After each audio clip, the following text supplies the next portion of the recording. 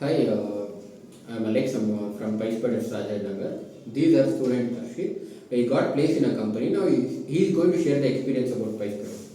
Yeah, I have joined this PySpiders Rajajinagar in the month of July.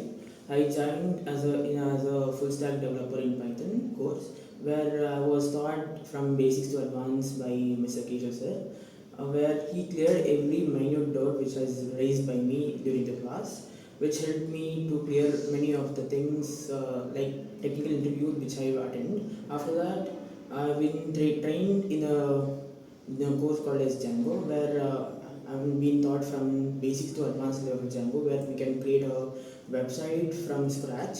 And boot camps helped me a lot, so that it boosted my confidence during my interviews. And during mock interviews, they were taught about the HR questions which we will face in the interviews, so that those questions helped me a lot.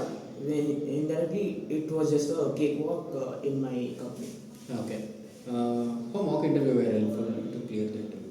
It was really helpful where they were giving the insights about what are the typical questions that HR would ask in their rounds or from the company, so that we can dig more about their companies, get to know the possible insights as well as the projects they're dealing with. That helped me a lot. Okay. I wish him all the best for further career.